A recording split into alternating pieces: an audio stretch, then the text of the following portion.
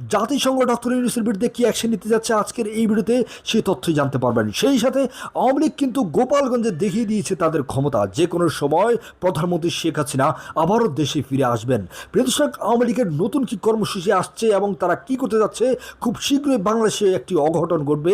আজকের এই ভিডিওতে সকল তথ্য জানতে পারবেন। প্রিয় দর্শক, ভিডিওটি খুবই ইম্পর্টেন্ট, তাই ভিডিও একটি লাইক দিয়ে নাটনে দেখতে থাকুন সকল গুরুত্বপূর্ণ তথ্যগুলো। গোপালগঞ্জে কোনো রাজনৈতিক নেতৃবৃন্দ ছিলেন না, ইউনিয়ন পর্যায়ের কোনো নেতাও ছিলেন না। সাধারণ মানুষরা ক্ষোভে ফেটে পড়েছিল যে তাদের প্রিয় সন্তান বঙ্গবন্ধুর কবর ভাঙতে আসতেছে। ঢাকার থেকে হুমকি দিয়ে বলা হচ্ছে ভেকু মেশিন খুঁজছি। আজকে দুজন নারীর ইন্টারভিউ দেখলাম গোপালগঞ্জে। তারা বলছে আমরা কি মানুষ না? গোপালগঞ্জে স্বাধীন করতে আসতে হবে কেন? গোপালগঞ্জ কি পূর্ব পাকিস্তান? আমরা সাধারণ মানুষ, ক্ষোভে আমরা রাস্তায় বেরিয়েছি। অতি সাধারণ মানুষ, কেউ টেলিফোনের ব্যবসা করেন, কেউ টাইলসের দোকানের কর্মচারী, কেউ রিক্সাওয়ালা, অতি সাধারণ মানুষ। তাদের প্রিয় সন্তান বঙ্গবন্ধুর কবর খুঁড়ে ফেলবে, তাদের প্রিয় সন্তান শেখ হাসিনাকে বেইজ্জত করবে।